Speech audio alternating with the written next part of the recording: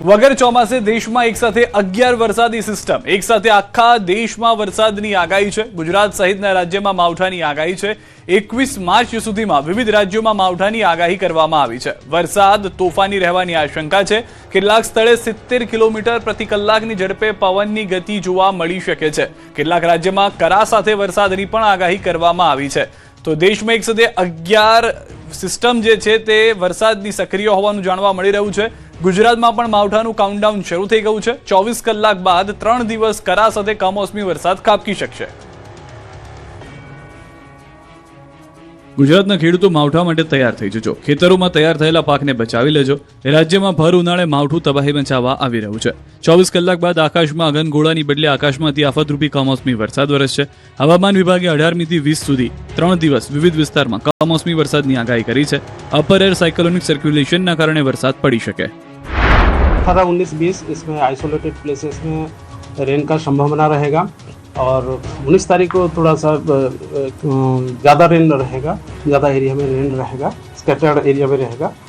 18 तारीख जो डिस्ट्रिक्ट अभी रेन आ रहा है, उत्तर गुजरात की जो जिला इसमें इंक्लूड है, इसमें बनासकांठा, पाटन और साबरकांठा है। और सौराष्ट्र कच्छ में जो डिस्ट्रिक्ट इसमें इंक्लूड है जामनगर, मोरबी, द्वारका, कच्छ है।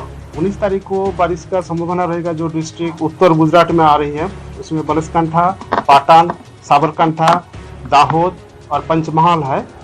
और जो साउथ गुजरात में जो डिस्ट्रिक्ट आएगा, सारे डिस्ट्रिक्ट में इसमें बारिश होने का संभावना रहेगा। साउथ गुजरात में इंक्लूडिंग दमन, दीव, दादरा, नगर हवेली। सौराष्ट्र कच्छ में भी सारे डिस्ट्रिक्ट का इंक्लूडेड है, इंक्लूडेड दीव।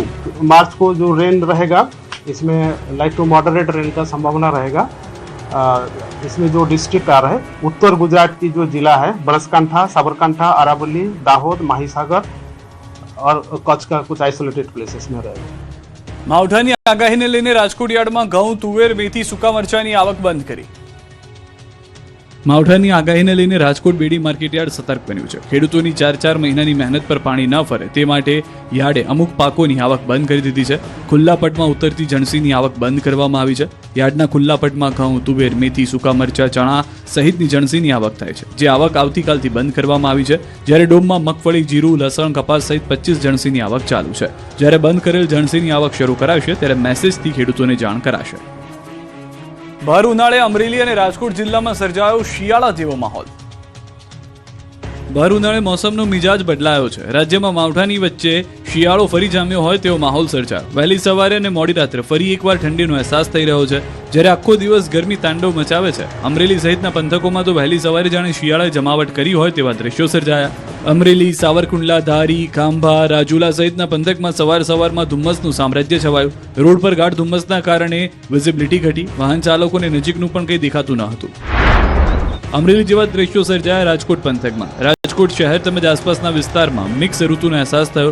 લોધિકા તાલુકાના ખીરસરા સહિતના ગ્રામ્ય વિસ્તારોમાં વહેલી સવારે ઝાકળ જોવા મળ્યું। ગ્રામ્ય વિસ્તારોમાં બપોરના ઉનાળામાં ધૂમ તડકો, મોડી રાત્રે ઠંડીનો ચમકારો, વહેલી સવારે ધુમ્મસ જોવા મળતા ખેડૂતોની ચિંતા વધી છે।